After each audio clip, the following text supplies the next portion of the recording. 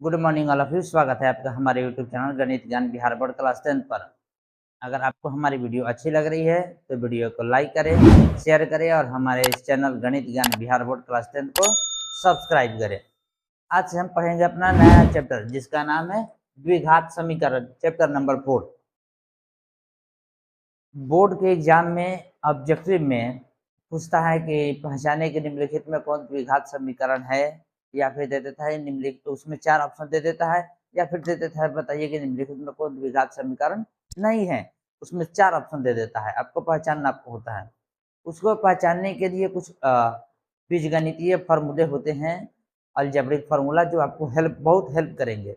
उनमें से 4-5 फार्मूले हमने लिख दिए हैं। ये इंपॉर्टेंट फार्मूले हैं, इनको जरूर याद कर लीजिएगा। पहला है a प्लस बी का होल स्क्वायर बराबर A square plus 2ab plus B square. दूसरा है a माइनस बी का होल स्क्वायर बराबर A square minus 2ab plus B square. तीसरा है a plus B into A minus B बराबर A square minus B square. चौथा है a plus B का होल क्यूब बराबर A cube plus 3a square B plus 3ab square plus B cube. पांचवा है a minus B का whole cube बराबर A cube minus 3a square B plus 3ab square minus B cube. ये फॉर्मूले हमको द्विघात समीकरण पहचानने में कैसे हेल्प करेंगे, जब हम एग्जाम्पल बताएंगे तब उस समय आपको समझाएं बताएंगे कि कैसे ये हेल्प करते हैं। पहले इन फॉर्मूलों को लिख लीजिए। तो पूछे x प्लस वाई प्लस 2 ये क्या है। बहुपद चैप्टर आपने पढ़ लिया है, तो आप देखेंगे तो कहेंगे कि देखिए ये भी चर राशि है, ये भी चर राशि है। इसका घात क्या है? एक है, इसका भी घात एक है, यानी कि घात पूर्ण संख्या है। घात पूर्ण संख्या है बीजगणितीय राशि का, तो इसका मतलब ये क्या है? बहुपद है। क्या है? बहुपद है।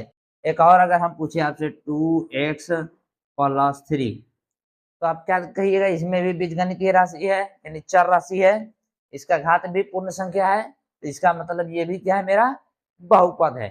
बहुपद है ना। अच्छा, आपसे अगर हम पूछे इस दोनों एग्जाम्पलों में कितने पक्ष है, इसमें कितने पक्ष है? पक्ष का मतलब क्या होता है? दो साइड होना चाहिए। एक बाया बाया साइड पक्ष, देखिए जैसे एक हाथ मेरे दाहिने हाथ के साइड होना चाहिए, एक बाया हाथ के साइड होना चाहिए। आप कहीं भी देखिएगा तो मालूम ही नहीं चलेगा कि दाहिना साइड में लिखा हुआ है कि बाया साइड में लिखा हुआ है ना। यहाँ भी नहीं मालूम चलेगा कि ये दाहिना साइड में लिखा है कि बाया साइड में लिखा है। पक्ष स्पष्ट नहीं हो रहा है, नहीं ना हो रहा है स्पष्ट। अभी इसको हम क्या कर रहे हैं? अभी इसको कह रहे हैं बहुपद। क्या कर रहे हैं? इसको हम बहुपद। अभी हमको पक्ष स्पष्ट नहीं हो रहा है कि इसमें कितने पक्ष है, इसमें कितने पक्ष है। पद तो है 1 2 3 पद है, इसमें 2 पद है, लेकिन पक्ष की बात कर रहे हैं हम, पक्ष स्पष्ट नहीं है। अगर हम बराबर लिख दे, यहाँ 0 लगा दे, यहाँ भी बराबर लिख के 0 लगा दे, अब बताइए, अब आपको मालूम चल जाएगा ना, पक्ष स्पष्ट हो जा रहा है। कितने पक्ष है इसमें? 2 पक्ष है, एक ये मेरे बाएं हाथ के साइड और एक ये 0 मेरे दाहिने हाथ के साइड। कितने पक्ष है इसमें? एक और दो पक्ष। पक्ष हो गए, पक्ष दिखने लगा। इसमें देखिए कितने पक्ष हो गए? एक पक्ष ये, एक पक्ष ये, दो पक्ष हो गए ना। तो जब दो पक्ष दिखने लगे, तो किसी बहुपद में दो पक्ष दिखने लगे, तब इसको हम कहते हैं समीकरण।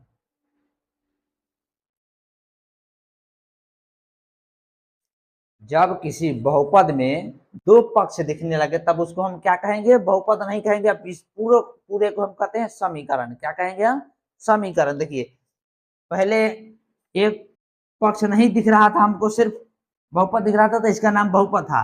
जैसे ही पक्ष दिखने लगा तब इसका नाम बहुपद नहीं रह जाएगा, अब इसका नाम क्या हो जाएगा? समीकरण। ठीक है, तो समीकरण के लिए क्या होगा? दो पक्ष होना चाहिए। पक्ष होना चाहिए, कितने पक्ष होना चाहिए? दो पक्ष। एक हुआ बाया, एक हुआ दाया पक्ष, है ना। तो अगर समीकरण हम बताना चाहे तो क्या होगा? जब बहुपद में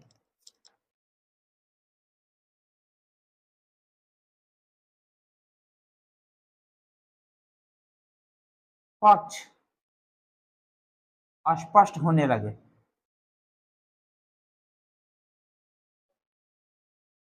लगे, तब इसे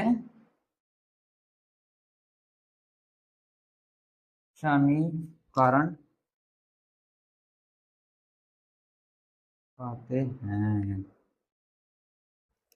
समीकरण क्या हो गया? जब बहुपद में पक्ष दिखने लगे, पक्ष स्पष्ट होने लगे, तब इसको समीकरण कहते हैं। अगर ये ही पक्ष हमको स्पष्ट ही नहीं हो रहा था, तब क्या कह रहे थे? इसको हम बहुपद। जब ये पक्ष स्पष्ट होने लगा, तब इसको हम क्या कहेंगे? समीकरण। ठीक है, इसमें कितने पक्ष हो गए? 1 और 2। पक्ष स्पष्ट होने लगे तब इसको क्या कहेंगे हम? समीकरण। अगर इधर से हम पक्ष खत्म कर दे तो क्या हो जाएगा? ये मेरा बहुपद बन जाएगा। अगर पक्ष लगा दे तो ये समीकरण हो जाएगा। चलिए लिखिए इसको, फिर आगे बढ़ाते हैं टॉपिक को।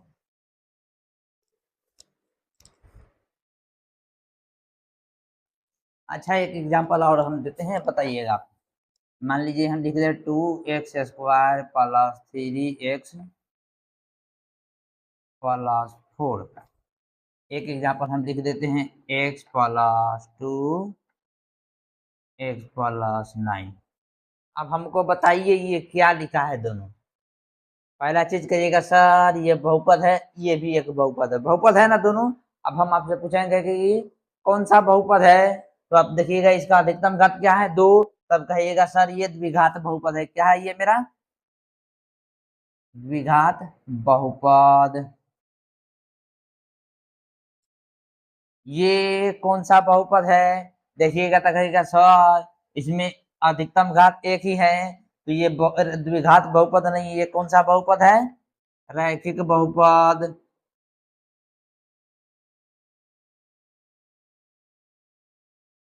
ये रैखिक बहुपद है ना? ठीक है, तो अच्छा, ये मेरा द्विघात बहुपद हुआ। इसमें कितने पक्ष है?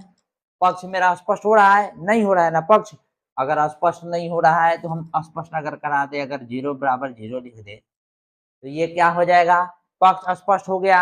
पक्ष स्पष्ट होते क्या होता है मेरा? समीकरण हो जाता है। तब इसका मतलब क्या? ये द्विघात बहुपद। अब क्या कहेंगे इसको हम? इस द्विघात बहुपद को जब पक्ष स्पष्ट होने लगा तब इसका नया नाम हो जाता है द्विघात समीकरण।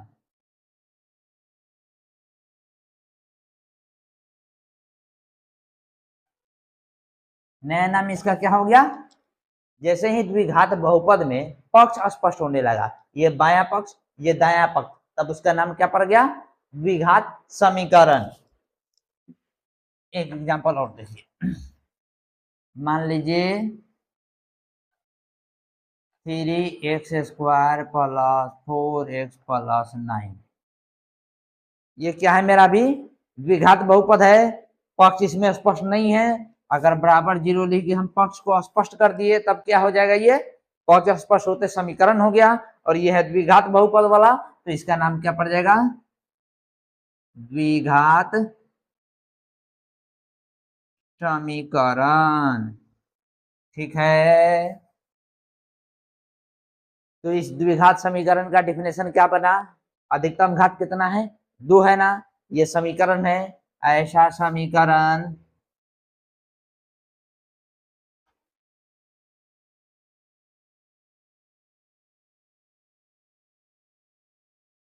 जिसका अधिकतम घात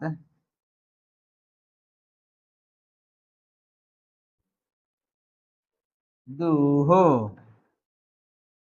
उसे द्विघात समीकरण कहते हैं। द्विघात समीकरण का डिफिनेशन क्या बना? समीकरण तो होना चाहिए ऐसा समीकरण जिसका अधिकतम घात क्या हो?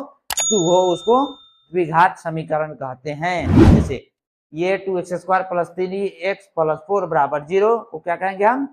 द्विघात समीकरण। अच्छा, 3x² प्लस 4x प्लस 9 को क्या कहेंगे हम? द्विघात समीकरण। ठीक है, लिखिए उसके बाद बताते हैं क्या है।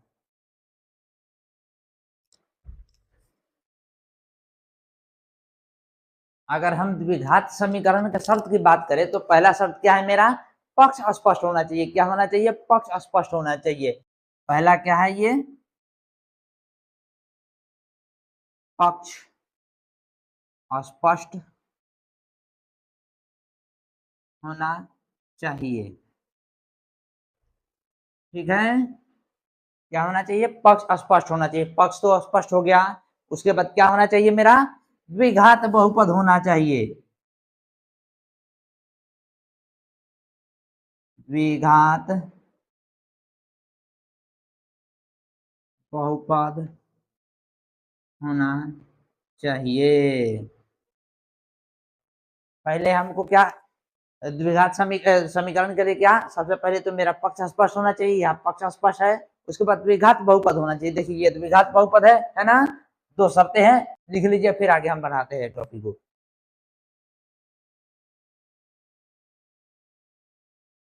अच्छा एक बात बताइए, ये द्विघात समीकरण है मेरा, क्योंकि इसमें पक्ष स्पष्ट हो रहा है और ये द्विघात बहुपद है। अच्छा इस द्विघात समीकरण का अगर व्यापक रूप हम लिखना चाहें, द्विघात समीकरण का व्यापक रूप क्या हो सकता है, देखिए यहाँ एक्स स्क्वायर वाला पद है, फिर एक्स वाला पद है, फिर अचर पद है।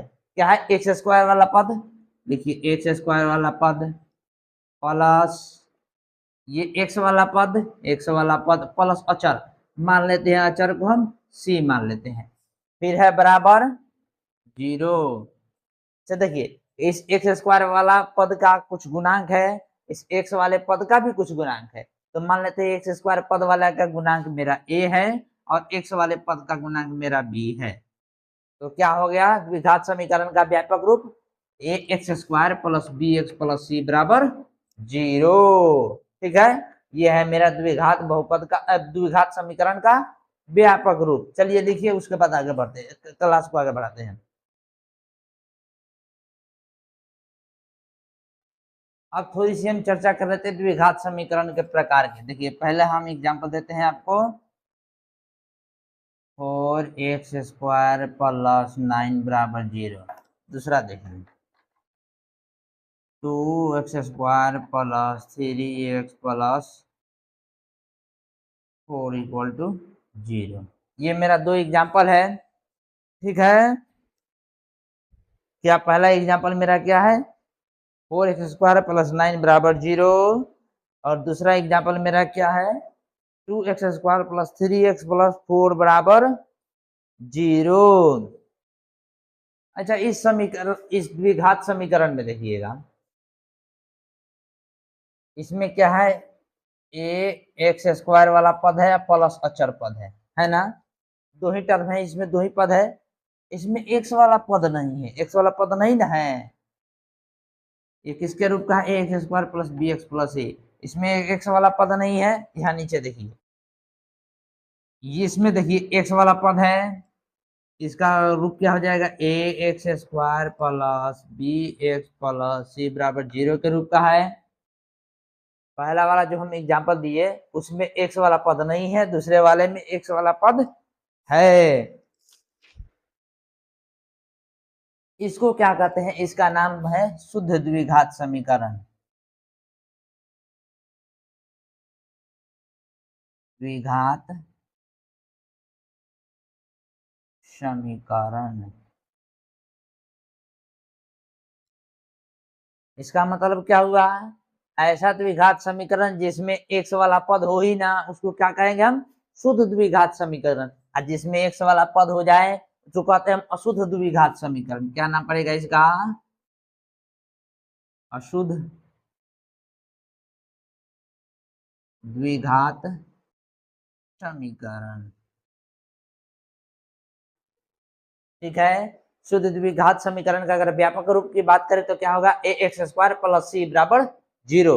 अगर अशुद्ध द्विघात समीकरण का व्यापक रूप करें तो क्या होगा A X square plus B X plus C बराबर 0। तो शुद्ध द्विघात समीकरण का यहाँ से परिभाषा क्या निकाल सकते हैं, एक घात वाला पद, जिसको कोष्ठ में हम लिख देते हैं एक्स वाला पद ना हो। ठीक है, शुद्ध द्विघात समीकरण कौन होगा, जिसमें एक घात वाला पद यानी कि एक्स वाला पद ना हो। देखिए इसमें एक्स वाला पद नहीं है, एक घात वाला पद नहीं है, तब इसका नाम क्या है शुद्ध द्विघात समीकरण। ठीक है, शुद्ध द्विघात समीकरण का एक और एग्जांपल लिख लीजिए आप, फिर अशुद्ध के बारे में बताते हैं। मान लीजिए लिख दे एक्स स्क्वायर प्लस 6 बराबर 0। यहाँ देखिए एक घात वाला पद नहीं है, तब इसका क्या नाम पड़ा, शुद्ध द्विघात समीकरण, है ना। चलिए इस दोनों को लिखिए, फिर अशुद्ध के बारे में बताते हैं। अशुद्ध द्विघात समीकरण में क्या बताए थे हम, 2x square plus 3x plus 4 equal to 0। यानी कि इसका व्यापक रूप क्या था, ax square plus bx plus c बराबर 0। इसका मतलब क्या है, इसमें दो घात वाला पद तो है ही, साथ में एक घात वाला भी पद है, तब इसको क्या कहते हैं हम, अशुद्ध द्विघात समीकरण। तब इसका परिभाषा क्या होगा, ऐसा समीकरण जिसमें दो घात वाला के साथ साथ एक घात वाला भी पद हो, तब उसको हम क्या कहते हैं, अशुद्ध द्विघात समीकरण। क्या लिखिएगा, जिसमें दो घात वाले पद के साथ एक घात वाला पद भी हो। ऐसा समीकरण जिसमें दो घात वाले पद के साथ एक घात वाला भी पद हो, तब उसको हम कहेंगे अशुद्ध द्विघात समीकरण। जैसे कि ये example 2x square plus 3x plus 4, इसमें देखिए एक्स स्क्वायर वाला एक्स वाला पद भी है, यानी कि एक घात वाला भी पद है इसमें, तब इसको कहेंगे हम अशुद्ध द्विघात समीकरण। एक और एग्जांपल लिख लीजिए, मान लीजिए -9x square minus 2x plus 3 बराबर 0। इसमें भी देखिए ये दो घात वाला है, दो घात वाला के साथ साथ एक घात वाला भी पद है, तब इसको क्या कहेंगे हम, अशुद्ध द्विघात समीकरण। इसको लिख लीजिए, फिर हम द्विघात समीकरण के को पहचानने के ऊपर चर्चा करेंगे।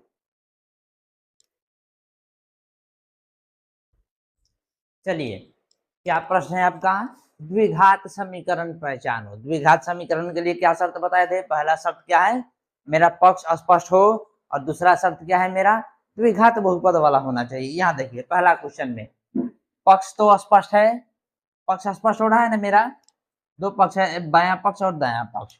अब देखना है हमको द्विघात बहुपद है कि नहीं। इसको देखिए, इसका अधिकतम घात क्या है, एक है, तो इसका मतलब ये कौन सा बहुपद है, रैखिक बहुपद है। द्विघात बहुपद है क्या, नहीं ना है, तो इसका मतलब ये द्विघात समीकरण नहीं है। ठीक, अब यहाँ देखिए, पहले बताइए इसमें पक्ष स्पष्ट हो रहा है, मेरा पक्ष स्पष्ट हो रहा है, ठीक है। इसका देखिए अधिकतम घात क्या है, यहाँ अधिकतम घात 2 है ना, तब तो ये द्विघात बहुपद हो गया, और पक्ष भी स्पष्ट हो रहा है, तो इसका मतलब क्या ये द्विघात समीकरण है, हाँ ये द्विघात समीकरण है। इसमें देखिए इसका अधिकतम घात क्या है, 2, कहिएगा सर 2 है, ठीक है, तो हम पूछेंगे क्या ये द्विघात समीकरण है, आप कहिएगा सर है, हम कहेंगे नहीं बालक, कैसे नहीं है, काहे नहीं है, द्विघात बहुपद होना चाहिए ना द्विघात समीकरण के लिए। तो बहुपद के लिए क्या बताए थे, अगर हर में हो तो घात क्या होना चाहिए, ऋणात्मक होना चाहिए ना, तो हर में घात क्या है, यहाँ तो धनात्मक है, क्या दिया हुआ है 1/x स्क्वायर, हर में घात क्या है, धनात्मक है। अगर मान लीजिए इसको तुम हर को अंश में चेंज करेगा तो बताए घात का चिन्ह बदल जाएगा, -2 हो जाएगा, तो ये बहुपद रहा ही नहीं, तो इसका मतलब क्या है, ये तो मेरा बहुपद है ही नहीं। जब बहुपद नहीं है तो तुम समीकरण कैसे द्विघात समीकरण कैसे बताएगा, इसका मतलब ये द्विघात समीकरण है नहीं है। क्यों नहीं है, क्योंकि ये बहुपद है ही नहीं। ठीक है, चलिए देखिए इसको फिर कुछ और एग्जांपल देते हैं आपको। चलिए इस दोनों प्रश्न में बताइए कि ये द्विघात समीकरण है कि नहीं है, कौन द्विघात समीकरण है। देखिए करना क्या है, पहले इस क्वेश्चन को देखिए, यहाँ दिख रहा है मेरा द्विघात, ये स्क्वायर वाला पद है, ये द्विघात दो घात वाला दिख रहा है, लेकिन इधर मेरा गुना वाला है। पहले इसको सॉल्व कर लेते हैं, उसके बाद देखते हैं। देखिए x में x से गुना कीजिएगा, ये क्या हो जाएगा, एक्स स्क्वायर प्लस एक्स में अगर एक्स से गुना कीजिएगा तो आधार समान है, आधार समान है तो घात जुटेगा तो एक्स स्क्वायर हो जाएगा। ठीक है, अगर वहीं आप एक्स में 3 से गुना कीजिएगा तो ये क्या हो जाएगा, 3x होगा, 3x बराबर एक्स स्क्वायर। ठीक है, अच्छी बात। अच्छा एक बात बताइएगा, इस एक्स स्क्वायर और 3x के बीच किसका चिन्ह है, प्लस का चिन्ह है ना, तो अगर हम इस एक्स स्क्वायर को इधर भेजेंगे तो क्या होगा, चिन्ह बदल जाएगा, क्या होगा, माइनस होगा, यानी कि 3x बराबर क्या होगा, x square minus x square, ये तो कट जाएगा, एक्स स्क्वायर से एक्स स्क्वायर कट जाएगा, तो आपका क्या बचा, 3x बराबर 0। अब बताइए ये द्विघात समीकरण है क्या, समीकरण तो है, दो पक्ष है, क्या ये द्विघात बहुपद है, नहीं है द्विघात बहुपद, इसका मतलब ये द्विघात समीकरण नहीं है, द्विघात समीकरण नहीं है। यहाँ देखिए, अब बताइए कि ये द्विघात समीकरण है कि नहीं, तो आप क्या कीजिएगा, पहले सॉल्व कीजिएगा, हम कहेंगे सॉल्व नहीं करना है, पहले देख लीजिए कि ये बहुपद है भी कि नहीं है। देखिए यहाँ ये हर में लिखा है, हर में अगर लिखा हो तो बहुपद के लिए क्या बताए थे, घात ऋणात्मक होना चाहिए, लेकिन घात ये क्या है, इसका धनात्मक है, एक है, तो इसका मतलब ये बहुपद ही नहीं है, तो ये क्या, ये द्विघात समीकरण होगा, नहीं होगा, ये बहुपद ही नहीं है, तो आप द्विघात समीकरण कैसे कहिएगा। ठीक है, चलिए